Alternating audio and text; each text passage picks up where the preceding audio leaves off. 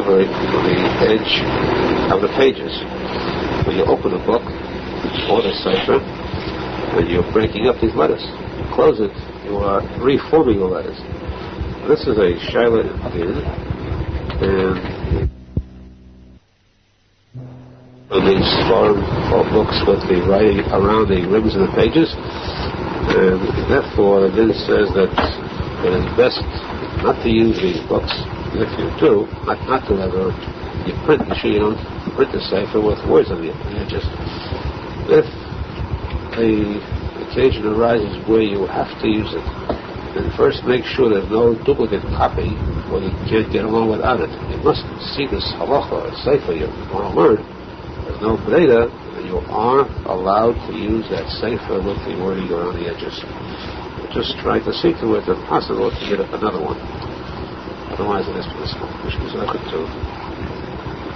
Kayin, this is a better be. And this, seeing the Shulchan and the Aharon. Place, Shabbos, today, by the way, is the outside of Father Shalom's mother. His father is directly to the descendant of Arizal, Rav of Breslov. She was a tzadik in her own right. She was married to the Arizal. They had 5 sons, all of which were the pillars of Uman. Shoshana, when they came to Uman, was a special reception. Which means they have to follow in the series of tzadikim. The din on Shabbos is that we said creating something new is awesome. In America, we haven't got this problem because America is the land of the rich, the land of black gold. So there's no problem with spending a few cents more to buy soda.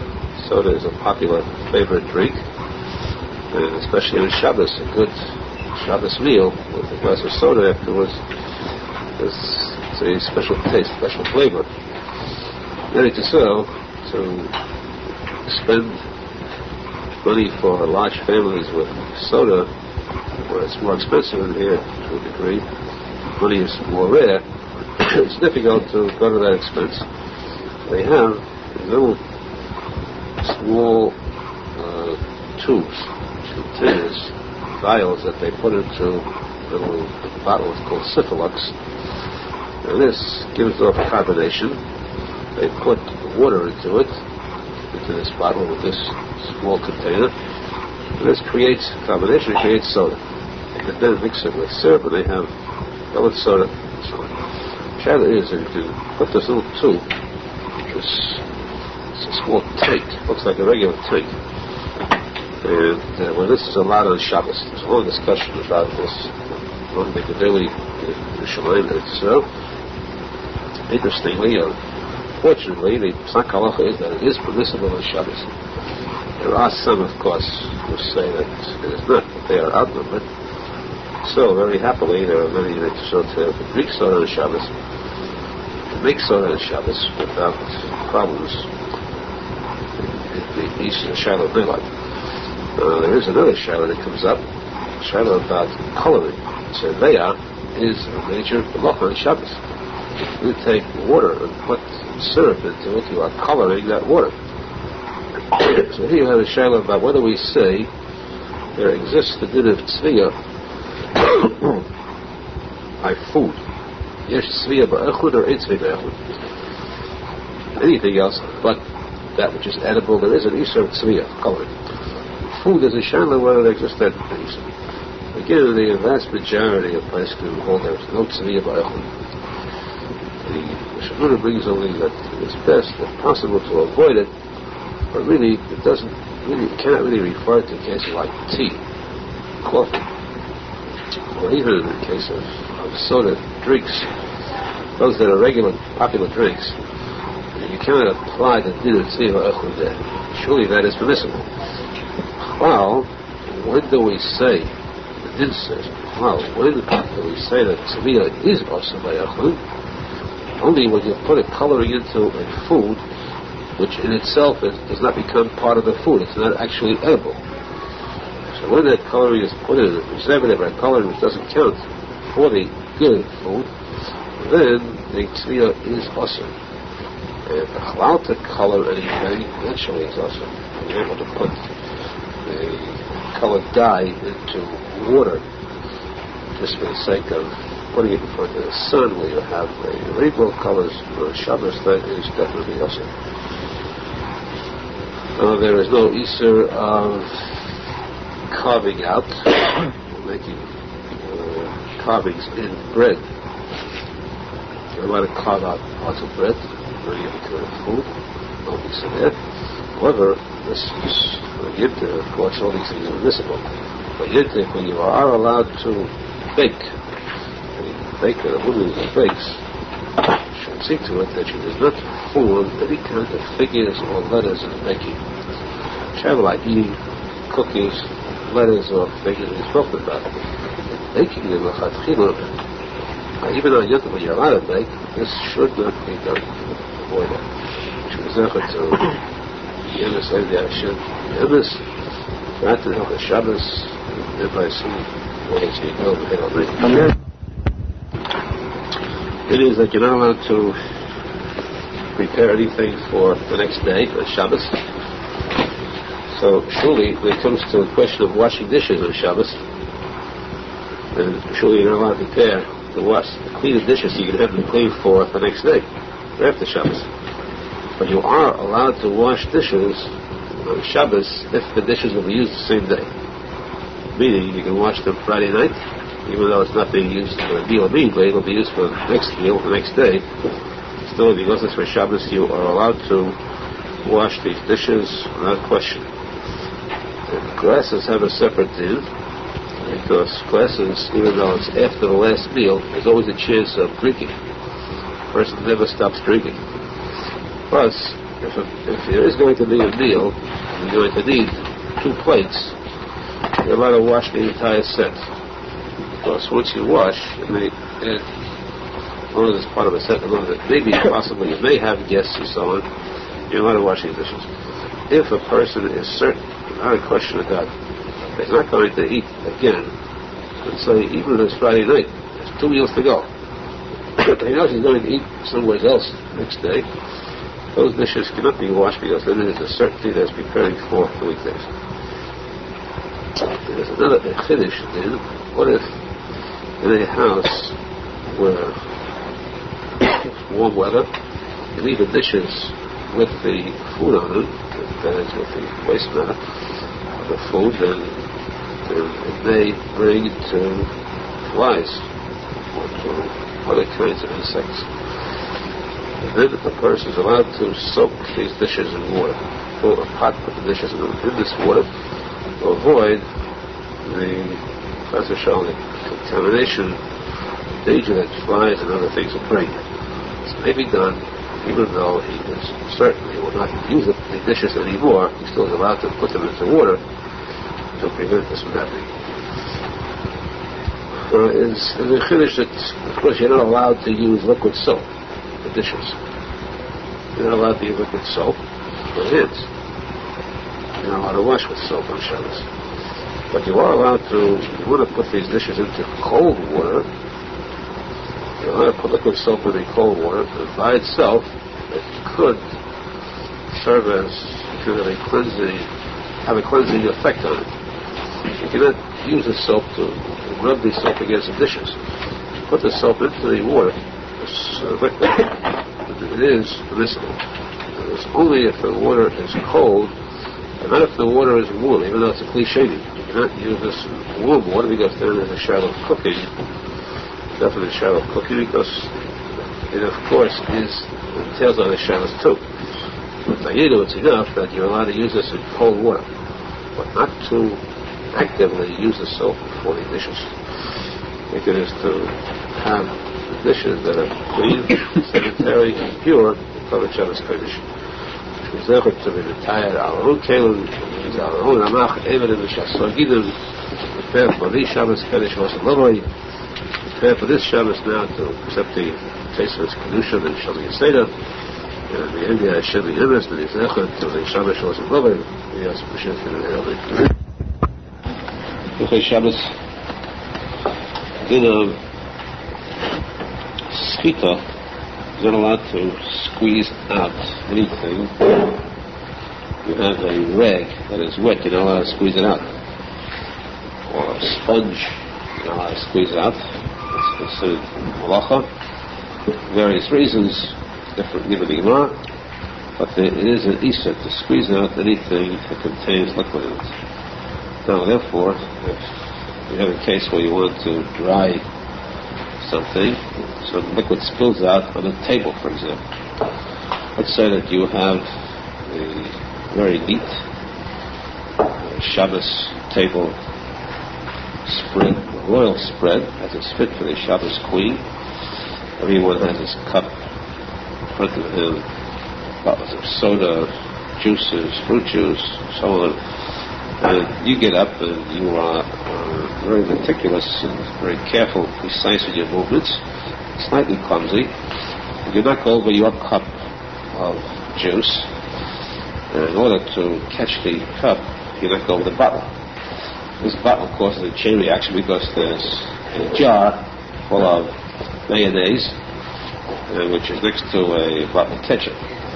So the whole table begins to look like one kaleidoscope, very fancy, different colors, and all this liquid is running around wildly in different directions.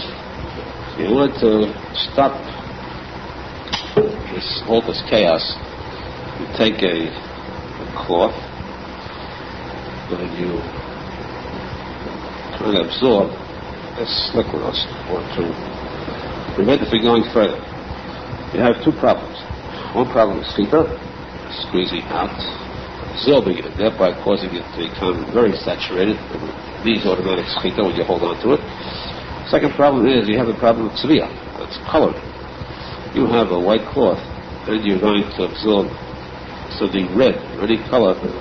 You're going to color this cloth red or a different color. These two shadows. First, if you have any kind of liquids except water, in water especially there is a din of schita. Because one of the reasons for schita is libur. What is meant by schita?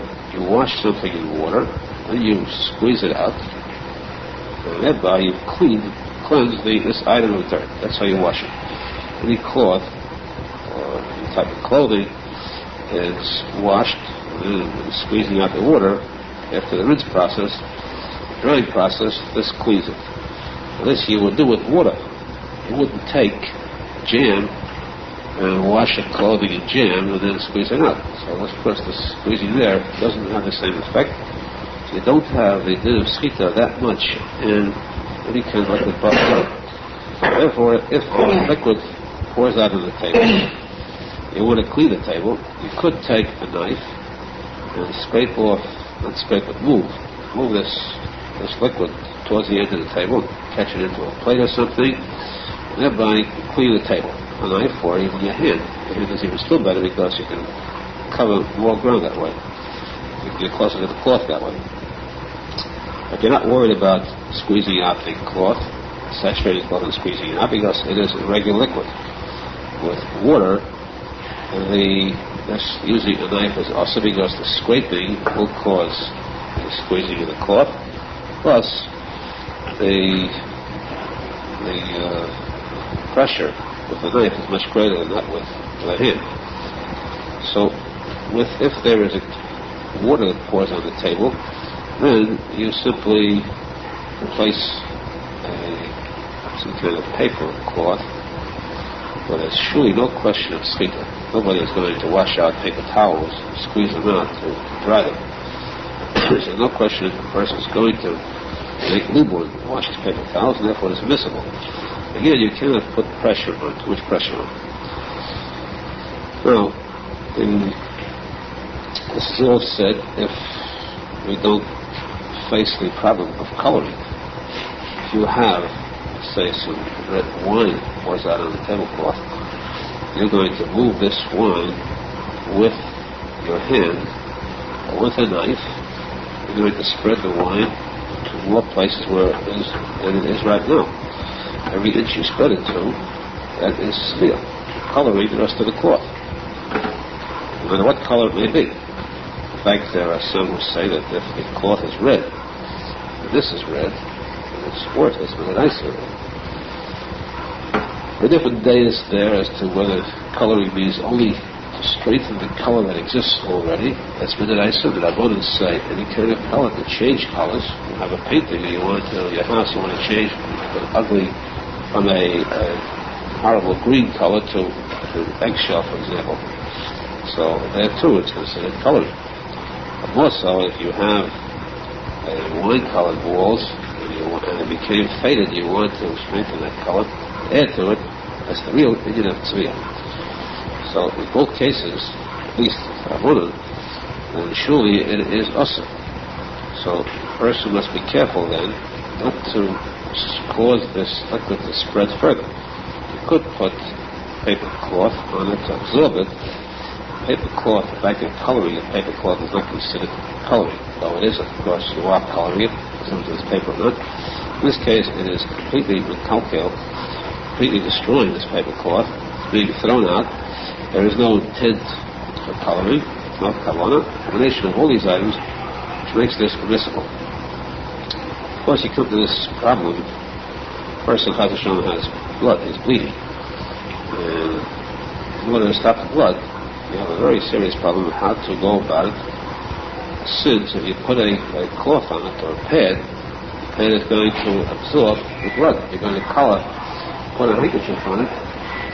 This handkerchief, or white handkerchief, even a colored handkerchief, will become colored through the blood. And this is definitely usher. So again, we have this shower. The many places will say that you cannot use a cloth handkerchief to stop bleeding. That's showing nosebleed, which is serious. Still cannot use cloth. What do they use? Water. So how do you stop bleeding with water?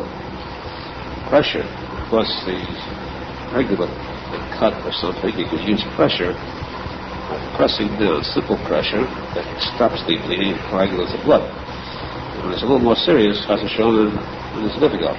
Here they did say that, though the place can be ashamed to say that it's also, but the Aharon say, Shulchan also says that this is not considered tzviyah, it's considered nichluch. You are not coloring this handkerchief, you're dirtying it. So, since you're not misaki, you're not perfecting anything, it's permissible to do this. And it's a very, very important halacha, because before you get to Mishnah, you find you're practically trapped at every move. There's no way to find a heter for it. This, again, you're very blessed with the Arizal who gave us these openings. Of course, the later posek afterwards accepted this. You'll find it now in a number of posek, but the Chassidut, so open this door. But because this is dirty, the cloth therefore is allowed. It's permissible to use, if you try to use a cloth that's not that fancy, one that you're not, especially not medactic on, you're not too particular about the cleanliness of this cloth or the perfection of the cloth. And also, if you have a plain cloth which you're ready to throw out, surely there's no question whatsoever that you could use this to color it for anything. Which means, of course, if you have, nowadays we have tissues, even though white and they're being colored, they're being thrown out, there's surely no problem. The person could use that too, even though it is colored. So using tissues today, these things didn't exist in the old days. There was no Kleenex or other companies that put out such Scottish tissues, which put out such good types of replacements for regular cloths and handkerchiefs. They had these problems. Tissues today is that much easier, much simpler. The one item which could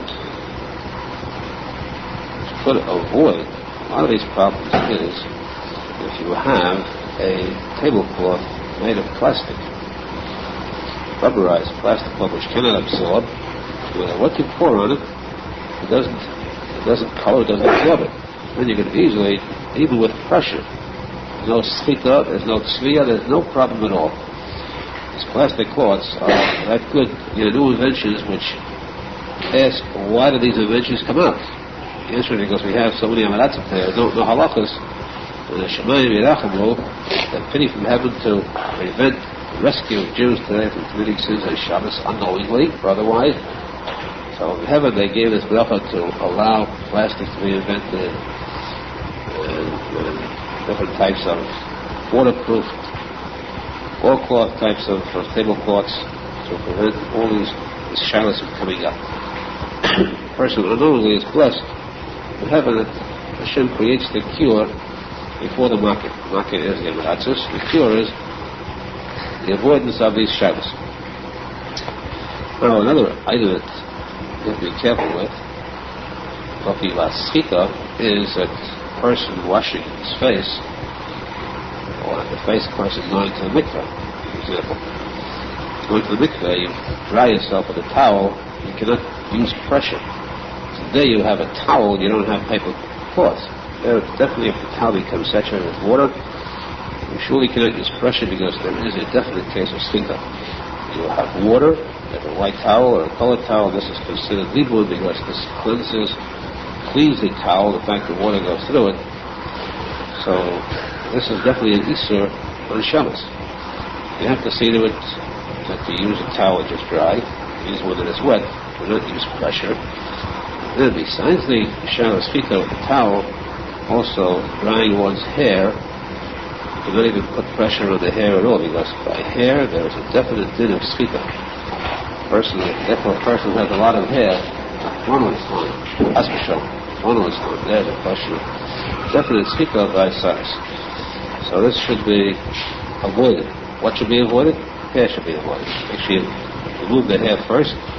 You won't have as much shadows. Of course, in the case of a beard, and this shadow comes up much more. That's where all the shadow shivas are written about the question of schita with the beard. And the answer is that the person should avoid pressure. You could normally pat. By patting, you can dry it too, without pressing to avoid schita. In drying dishes with a towel, because this is very important for all of you to know, because you're told, go dry the dishes, and you run to do it, so on Shabbos you have to know how to do it. And it's Friday night, you don't do it Shabbos morning. You don't try for Shabbos morning, drying the dishes, you have to see to it too, you're using a towel, a dish towel. You cannot use pressure on the dishes, for one thing. And certainly, if it's a narrow dish, like a cup, a long cup, put the towel into the cup and then to take it out. That without even using pressure itself, you're pressing the towel becomes saturated, and surely there's an Isur, complete, definite Isur schita. The person should be careful with a towel to use one that is semi-dry, it's light damp at worst, and then to discard it. Now discarding a towel itself is a big problem again, because we have a din which says that you're not allowed to hang up anything to dry on Shabbos, even in your house where nobody else will come inside. This is an Isur of Maris Ayin. People will think that you washed it on Shabbos. So you dry, you think you washed it on Shabbos. Only you're not allowed to dry are, just anymore either. Diapers have a special halacha. Nowadays they use disposable diapers, so again, all of these shilas are done away with. When towels or clothing, for instance, if you're walking from the rain, a coat from the rain, a big shilah, not a sign. But here, if they hang it with a towel, it's definitely also not a sign. Unless, except if you have a special rack where the towels, place for the towels are, you can put this towel back on its rack, because then it's not a question of not a sign anymore. That's where the towel is, even when it's dry. Take a dish towel and put it over a chair or something after its use, that is definitely awesome. So, even if your kavanah is, because you're too lazy to go to the towel rack, you're standing next to the table, put the towel down, literally keep in mind that it's also, you got to put it back on the rack, because when you put it on the towel, on the chair, it will be hanging there to dry, which is also because of not a sign. This, of course, is for those who are either they do the dishes themselves, or in any event, you surely have to teach these dinim to your wife. Your wives, because they too are just as responsible. The din of Shabbos applies to everyone alike. we should be zeichet to couple the Aharon mitzvahs Hashem, to do what Ishbir Olasus L'Kaim, the Aharon Yida, the zeichet to see, the Yid's going to take it later. Two-face Megillah, two-face Purim. Only a few more days to Purim, so we will temporarily learn Hilchos Purim and come back to First Shabbos afterwards. He did say that the Gemara tells us that there are 2 months in a year, although there is no mazel for Jews, any mazel in Israel, because the Jews are above the stars, which dictate the mazel. And why are they above the stars? Because they have the power of tefillah. Tefillah is so great that it goes above to the highest of the heavens. It's the malamina. So therefore, they are not governed by mazel yet. If they have any kind of contact with Goyim, but there is some kind of mazel still, no mazel, which comes into play. The 2 months in a year, one is a month of mazel for Jews, more than usual, and meaning the opposite to Goyim. The other one is a month of mazel chas v'shalom for Goyim, where Jews should be careful. The month that is harsh is the month of we had the twice before the Beis Hamikdash, and which also is known as the month of, part of the month of Esav. Esav is the Menachem Mendel Schneerson. When it says Esav took the month of Tammuz and Av, took the 39 days, he's the Menachem Mendel Schneerson. The Jews, the month of Adar is a special month of Simcha. So if a Jew has a trial with a guy, then he should seek this trial take place during the month of Adar. His mazel will shine. The mazel of the guy will be down, low. It will be sure of victory in this month over the guy, just as the Jews were victorious in those days over Haman. Whereas in the month of he should avoid any kind of trial with guy, because this is their mazel. However, the Zaynik Kodesh stresses that this is not the entire month of as some place can say. It's only the 9 days of until the end of Tisha B'Av. That's the end of their mazel. After that, we find we have Chamish also the greatest simcha possible, and the Shemon Nachmasa, the Menachem Mendel Schneerson. It's only until the 9th of Av showing that their mazel is much less. The Teva is minimal. The good that Jews have is always more than the measure of Chas v'shalom. Well, on the 13th day of the day before Purim, you know that Mordechai and Esther gathered the Jews that day to go to battle against the Goyim, to take revenge from the enemies of the Jews who tried to destroy them. So, of course, in going into battle, they had to be dispelled very strongly. Hashem should help them in this battle. We find that whenever the Jews went to battle, they fasted on that day that Hashem should help them. Even though if they fast, they are weak. We'll see that at the end of the battle strong, yet it was not the physical prowess. Physical power was the Koyach Hashem. Hashem Ishmael determines the outcome of any battle. Moshe Feinstein was saying that it was when he went to battle against Amalek, also fasted that day. Therefore, surely, no doubt that Mordechai and Esther fasted on the 13th day of Adar. That day, the Jews took upon themselves this day as a Tainus Sima. It's called Tainus Esther. This has nothing to do with the Tainus that Esther proclaimed, because that took place on Pesach. This is made to remind ourselves that we too should do tshuva, because Hashem will always accept the tefillas of Jews that are sincere. This Tainus is not as much of a chayuv as the other Tainus, because it's not an exact date. It doesn't represent the same type of Tainus. It's not memory of something said that happened, it's memory of something that happened. So in case of any kind of a shaila, the person can make it on this Tainus. In case of Yelagas, birth, letters, any case, they are all part of a gamdi. The person feels the slightest bit of discomfort, doesn't feel well enough, he can't eat on this day. Of course, he doesn't save much because he's got to repay it. He's got to pay it back a different day, so it's to try to go through with it. But of course, if the person can't make it, he's allowed to eat on this day. Tainus ends after the Kriyas of the Gila, not before. Shemizechet to Moshe Hashem, to Teshuva to Holy Beinu, and Hashem should be Kabbalas, send us Mashiach and King Amen.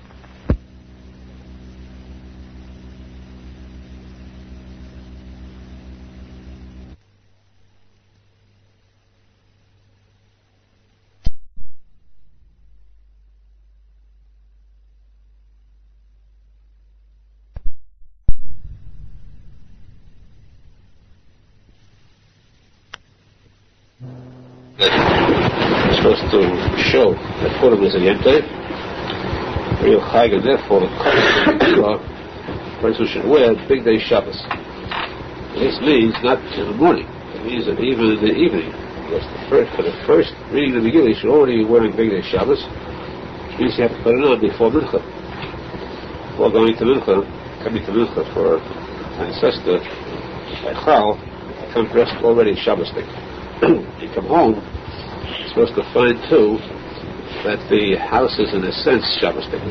Something about the house should show that there is a Shabbos, a Yom Tov atmosphere. More lights, more better. The meal itself, of course, cannot show it because the meal, preferably, is milchiks. Not that I used to show the difference between the night meal and the morning meal. The morning meal is the Sudas Purim, not the night meal. But if possible, the table should be set up nicer with candles or things like that. On Purim, might have Shachas, Mincha, and in the Birkas HaMazon we say Al Hanisim. So if a person forgets Al Hanisim, he reminds himself after davening is over, after benching is over, he does not repeat either the Shemoneh Esrei or the benching. If he reminds himself in the middle of the benching, middle of the Shemoneh Esrei, at the end of the benching, when you have the Harachamons for Shabbos, for Shchedesh, there you the Nachman Asmod Nisim voice. It says B'nei Mordechai v'Esther. In the Shemoneh Esrei, R Nosson, there he adds also the same Harachamon. It says Al Nisim. It says Al Nisim and B'nei Mordechai v'Esther. The chiyuv of hearing Megillah is for every person, men and women alike. And children too, children who are of age, who understand something about it, not those who make noise. This chiyuv, therefore, for women, they have to, the women's section, we don't have it here, but the women's section, you find when it's crowded with women and children, it's practically impossible for them to hear the Megillah being read properly, because of the noise there, commotion. So, if possible, the woman should have a kosher Megillah to listen to.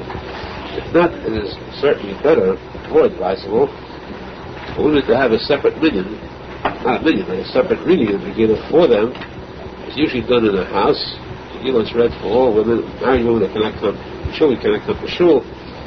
So that in the morning, after davening, there's a special kiyas of Megillah for those women who need hearing the Megillah. For Megillah, brachas is said, there are 3 brachas said, Mikra Megillah, Shos Nisim and Shechilah. The same 3 brachas are said both evening and morning. The person is supposed to be happened to be answered with the brachas. The evening bracha has kavanah for Shechilah. Shechilah covers the Yom Tov, Megillah. The morning bracha covers the mitzvahs of the day, which is Mishloach Monos, and the Sudas Purim, which is Yetzer through listening to the brachas of the Baal Torah. Which is Yetzer to receive brachas from the Shemayim, to sing the Shemayim and Hilchos Purim, Hilchos Megillah. The din is, as in any case, where one is being mitzvah another, and the person is being mitzvah, and the person is being Yetzeh, must both have kavanah to cover for the mitzvah. Therefore, the one who lays the Megillah of Al-Qaeda must have kavanah that he might see all those who are listening. And every person listening must have kavanah that he's being Yetzeh. He must hear every single word, because if he misses one single word, he did not hear or he did not follow the Chumash, he is not Yetzeh at all. One single word in the Megillah, and the entire reading is lost, Chas v'shalom. And the same applies to the Meitzi too. So, the person leaning has to have in mind that he's mixing anybody at all. No specific names or thoughts. Anybody who's listening to him, he is mixing automatically. The person being Yetzer has to have in mind he's doing it for the sake of the mitzvah. He's being Yetzer with this mitzvah of the Kriyas Megillah. Again, a person should have in front of him a possible or a kosher Megillah, that he's Yetzer himself with any words completely, or that he ever the Chumash, so he fills inside those words that he did not hear from the Balkeda. It's as though he's leading a Megillah which itself is missing a few words, or which doesn't have the words written properly. He says in Baal Peh, without looking it in, he's still Yetzer, as long as he doesn't miss the words. Now, if a person was already Yetzer Megillah, he is allowed to read it again to cover someone else. In that case, if he might see somebody else after he Yetzer already, let the other person say the brachas. Unless you're being see women, then the Balkeda says the brachas, but he says the bracha l'shmoya Megillah instead of amikra Megillah. The din is that in the morning, before the reading of the Megillah, we take out a Sefer Torah, we read Parshas Amalek. 3 aliyahs in Parshas Amalek, and this is a very unique kriya. The only kriya in the entire year you have the minimum amount of psukim for the aliyahs. The least amount that a person is allowed to get as an aliyah is 3 psukim, which means that the 3 people, 3 aliyahs, generally Mondays and Thursdays, Shabbos afternoon, for Tanesim, we have 3 aliyahs. The din says you should always have at least 10 psukim among the 3. One is the chashuv aliyah, has more, 4, the other 2 have 3, minimum. The only case in the entire year where you have exactly 9 psukim, 3 for each, is the Parshas Amalek, Parshas on Purim. The reason there is because it is an inyan in itself, a topic in itself. So since this covers the entire topic, though there are only 9 psukim, and just exactly enough for each one of the 3, you do not add any further psukim to this to make it more than 9. At one time of the year we have exactly 3 psukim for 3 aliyahs, total 9 psukim for the entire kriya. During the entire kriya, until after the kriyas Torah, and after the kriyas of Megillah, since the posek of the Megillah says, it's also Mikor, Oida is Torah, and Mikor is Tefillin, Tefedes, Tefillin. Therefore, it's a symbol that a person should wear tefillin during the time of playing the Megillah. To see the Tefedes of the Megillah,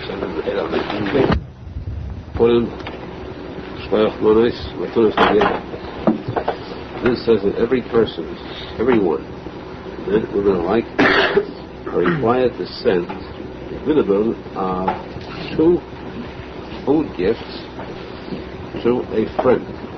Shleach monos ish v'le'ehu, the Pasuk says. It means, plural, 2 gifts to one person. You send 2 gifts, 2 food gifts to one person, you Yetzer with the mitzvah.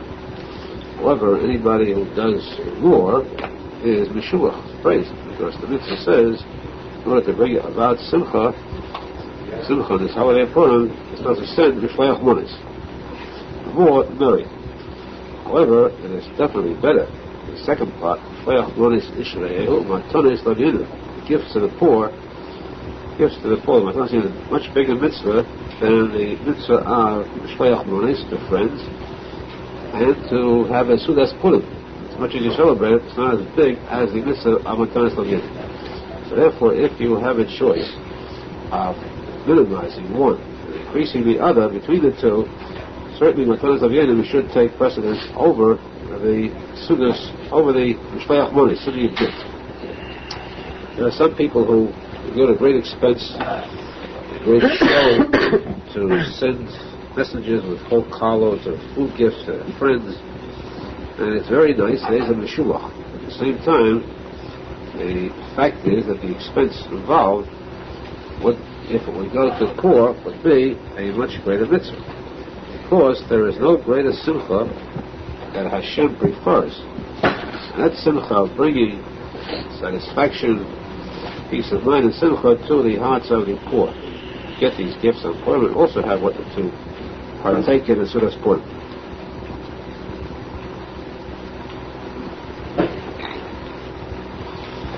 Those who bring simcha to the hearts of the impoverished, broken hearts, poor, widows, orphans, they are like the Shekhinah. Shekhinah says the Hachya is Ruach Shpolim, or Hachya is Leibnit Koyim. Shekhinah brings new life to those broken spirits. This is what a person does with giving gifts to the poor. And that is why Tanas Lavina should be taken more seriously than the Mishloach Manunis. In the Mishloach Manunis you have a mitzvah,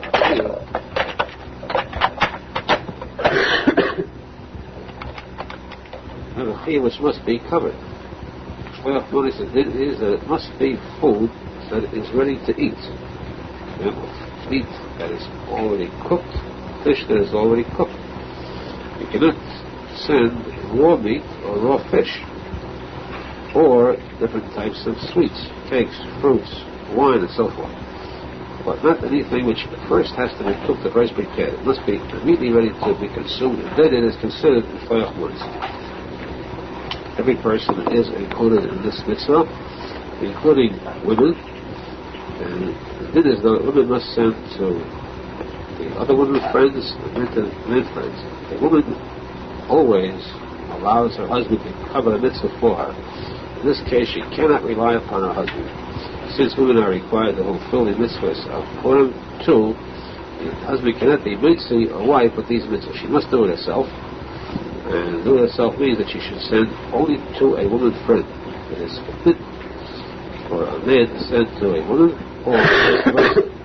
Especially when it says that if a woman is a widow, Kol Shekain is forbidden for a man to send to her, or if, by the same token, if she's single. Because by sending the food gift, it could act as a means of kiddushin. There might be a shayla whether this is considered, say to the woman here, this ring, or this coin, can become a kedushes. It can be a suffix, because she is rutza, become a kedushes sometimes, and it can bring about to a mevucha. So in any event, to avoid this shayla, plus other reasons, actually there should be no mixing of the two. So each one to his own. With that, the person can mitzvah Mishloach Manunis, and with that as an enemy, she is able to be trained in mitzvah shleimus, and see the girls that later. Okay, it's put in. We said on the Purim morning, you read the Megillah, the Shechianu covers the mitzvahs of Purim, which are Mishloach Manunis and the Sudas Purim. Sudas Purim itself is a mitzvah. They eat, drink, they be simcha. Therefore, the Sudas Purim must be with meat and wine. And simcha l'basa v'yayin. Of course, the Sudas too should be a Sudas mitzvah. The word oida comes before simcha, which means there should be divinate Torah spoken at the Suda, like the Yetzeh, Oida, and simcha. The light is light of Torah. This din of drinking wine, the dafka, besides the Suda, is because the whole mess of Purim came through wine. Vashti was killed, removed because of the feast of wine that took place then. Esther came in her place. Haman also had an Apollo through wine at the feast. So, therefore the Aharon said, Arizal, the Gemara says, it's a mitzvah for a person to become drunk on Purim.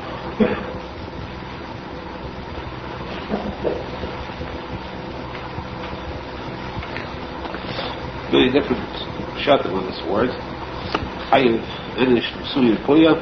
A person is supposed to become so drunk, but don't think this means just to drink a little. It means literally drunk, because it says he's supposed to be to that extent inebriated, intoxicated, that you cannot tell the difference between Order Haman and Baruch Mordechai.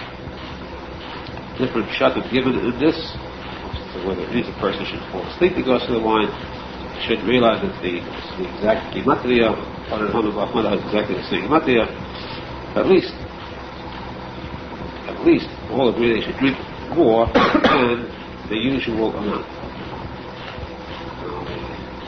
The point is, though, what is added, Teshuva brings that if a person feels that he is weak, or he knows that he fears that perhaps he might do things that are wrong, might become either sick and spoil the rest of the day, especially before Shabbos, or he might say things that are improper. The person loses his mind partially drunkenness. It's much better he should avoid this.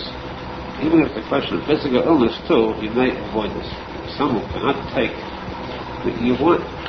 Shani Tshuva brings a similar davar riba. The sign is riba. So it says, I read from the Sefer, he says that I will interpret what riba means. What it says, Yehuda Babiloi is very much unable to tolerate drinking of wine. But Pesach must drink wine, same the night, at 4 cases wine. There the Gemara says he cannot take it, he should force himself. He must force himself to drink wine. Even though he would drink the 4 cups of wine, he would suffer a headache so severe, so intense, he would have his head bandaged till into Shavuos. 7 weeks with his head bandaged. It was hard to get around for those 7 weeks. Fortunately, of course, he was in Eretz Yisrael, only one Seder. Imagine how he had to go to the second Seder after the first. One Seder brought about this effect that he had to have his head bandaged for 7 weeks. That is definite proof that he was, that a person who cannot take it as excuse on Purim. Because if he had drunk on Purim, how could he then come when it's only 4 weeks, Pesach to the Seder? This is a definite sign that it's proof that the person who cannot take it, the person who does harm to, is excused from the severity of this, going with full intensity in this mitzvah of getting drunk, still drink a little more than usual to be kind of the mitzvah ratio himself. Of course, those who are pure, those who are nation would, of course, come drunk on Purim, they would stay. When they became intoxicated, they would come out with deepest gems of wisdom and Torah, ones that were stored up, locked up within them, would come out with everything. This is throughout the day, that we did a Arizal.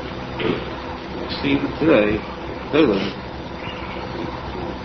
do go through this stage, not what we've seen is on Purim, where they come out with tremendous words of chachma. They themselves, what they've done, like the subconscious comes to the surface. They come out with these words of chachma. This is, of course, what the Arizal, the Yaakov, said that's the main purpose. The Nekudas Tevas, these diamonds that are stored up that should be able to come out, emerge through the power of Yayin. So again, for ordinary mortals like us, we should try to avoid complete drunkenness, but still drink a little bit to excess. Arizal said, by a year, no matter what does do, he's very much opposed to a person drinking. A person should avoid intoxication completely, even to avoid the drinking of whiskey b'chlal, except in a wedding or something, a little drop.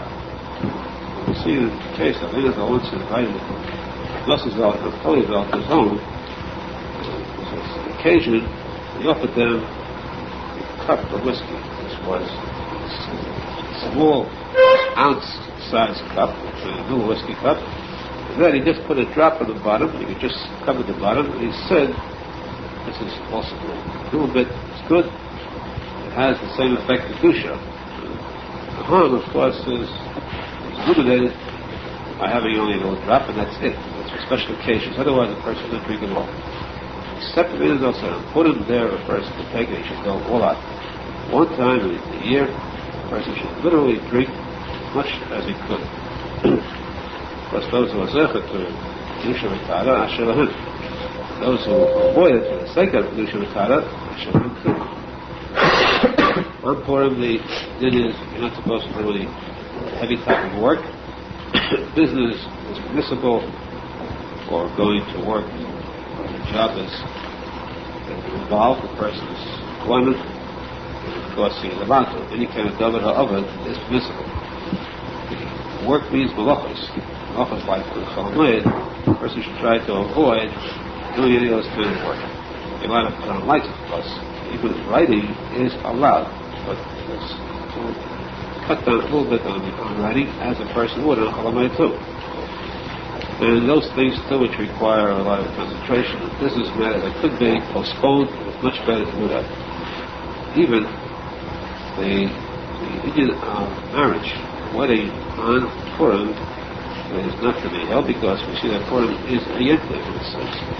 Maybe Arvin Simcha b'Simcha. Not mix two someplace together because one would minimize the other. So, in the case of a wedding, a person should get married the night after Purim. Because that Purim is a Simcha, Purim is a major Simcha, Purim is the nest that is so great that the greatness of the nest, of course, is due to Mordechai, due to the brightness. The tzadik was the kiruv, and the brightness that was so great that the Torah itself was renewed by the Jews, renewed or taken or accepted for the first time, solidly. This is the Ikka Yentev. The Yentev is the Yentev of the light of the Torah, which is referred to the Kabul, this light which radiates every year at this time. Kabul the Torah, a new firm resolve to obey, to carry out all the mitzvahs in the Torah. It's supposed to this light should lead us out of the Golos into the light of the Gula Shlema. We should see the light of Mashiach Tzedek Meira.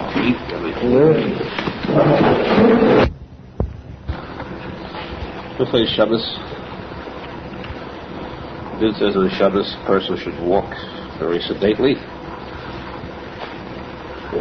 not to run.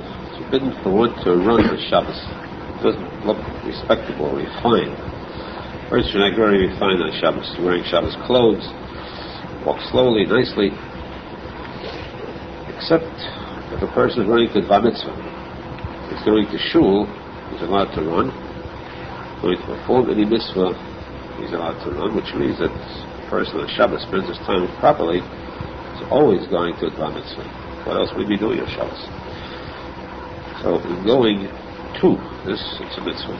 Going from shul, of course, you cannot run. You're supposed to go slowly even the weekdays to show that you are reluctant to part with it.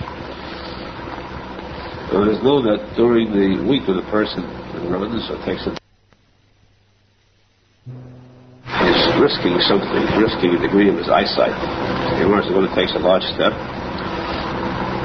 a giant step, and that takes 1/500th of his power of his eyesight. The vision is weakened by 1/500th. Each time he takes a step like that, to a degree, it's diminished. How does the person get it back?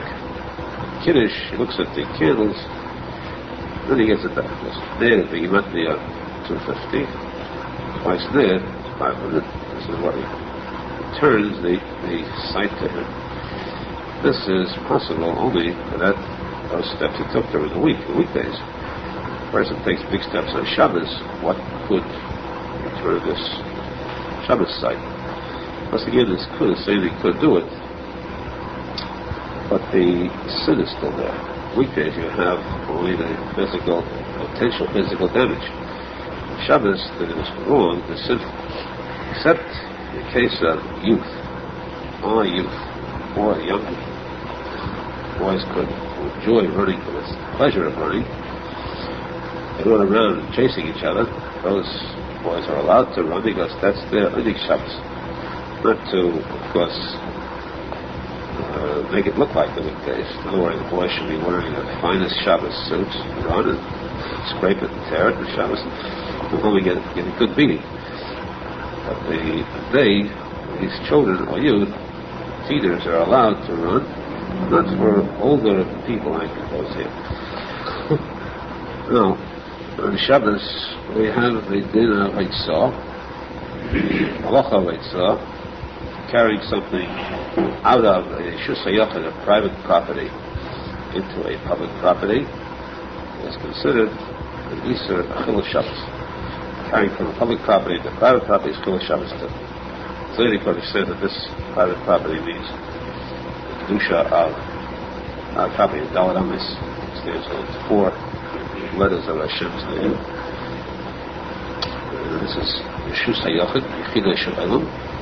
Public property means public, like Kimachedeh. Bring a Kedusha out to Machedeh, Chas Hashem.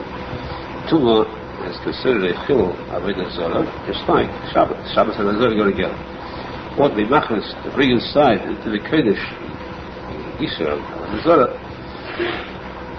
So the Isser of bringing, transferring from one Ishus to a second is considered a halacha, a Shabbos in which there is the Chi of Skila. If it is done, amazing. If it is done the Shegeg, there is the Chi or the Korban. The person does it without intentions, unintentionally, has to bring a Korban of his intention. Nowadays there's no basic mikdash, but there is still a sin of Shegeg. Means it does require tshuva. Or some put it down as a debt. Mashiach comes, otherwise because you pay back this debt. Or you give money in tzedakah. It has to be tshuva for shegeg. It must be tshuva done for sin of a shegeg. Now, what kind of a shegeg is exactly what kind of a shegeg is there in Sri of Chava? Shegeg means unintentionally, but not accidentally.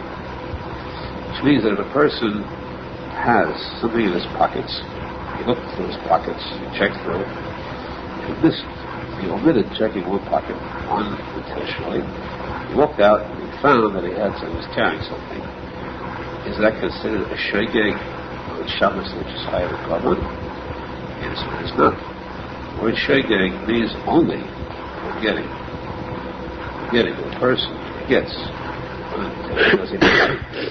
one of 2 things. He forgets either that now it is Shabbos, which can happen. A person walking along, he's absorbed with what? He gets it's Shabbos and he pulls off a leaf from the tree. He had to do with Shabbos. That's shaking. Or he's walking along, he knows it's Shabbos, he's thinking about something about Shabbos, but he forgets that this act is forbidden. Pick up something, to throw something, to tear something, forgets it's forbidden. So shegeg means only where he either forgets that the day is Shabbos, or he forgets that this item is forbidden to do on Shabbos. That's a shegeg, which is a korban. Anything else is considered an accident. There is no chi of korban. So it happened accidentally, complete accident, there is no chi of korban for him, even though it is done unintentionally. Now, if